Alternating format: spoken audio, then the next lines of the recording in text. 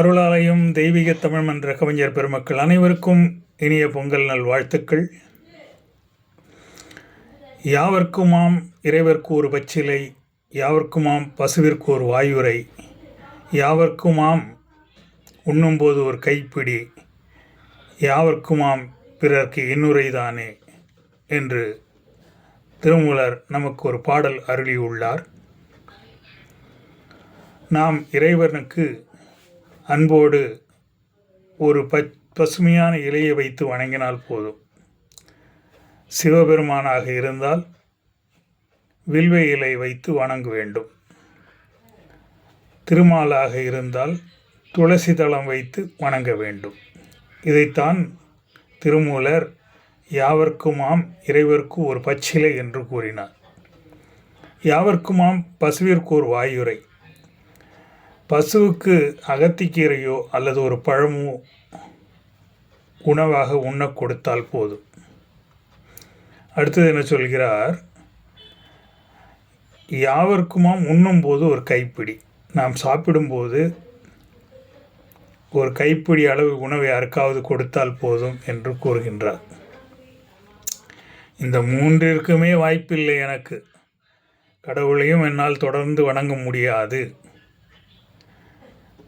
என்னால் பசுவிற்கும் உணவு கொடுக்க முடியாது, என்னால் பிச்சைக்காரனுக்கு பிச்சை இட்டு விட்டு உண்ண முடியாது என்று கூறுபவர்கள் உண்டு. அதாவது அதற்கான வாய்ப்பில்லை. எல்லாம் ஃப்ளாட்டில் இருக்கிறாங்க, பல விதமான சூழ்நிலைகள் வாழ்ந்து கொண்டிருக்கிறார்கள். அவர்கள் இதையெல்லாம் தொடர்ந்து செய்ய முடியாது.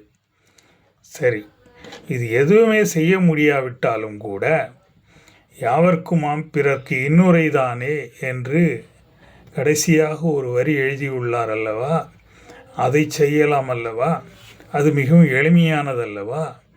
ஆக இந்த 4 வரிகள் மூலம் திருமூலர் நமக்கு ஒன்றை சொல்கிறார். அதாவது ஒரு மனிதன் நற்கதி அடைய, சொர்க்கத்தை அடைய அல்லது வைகுந்தத்தை சென்று சேர எப்படி வேண்டுமானாலும் வைத்துக்கொள்ளுங்கள், நற்கதி அடைய என்று பொதுவாக சொல்கிறேன். 4 வழி கூறியுள்ளார் திருமூலர். ஒன்று, பச்சிலை வைத்து வணங்குவது, இறைவனை மனதார வழிபடுவது. 2, பசுவிற்கு உணவு கொடுப்பது. 3, சாப்பிடுவதற்கு முன் யாருக்காவது உணவளிப்பது.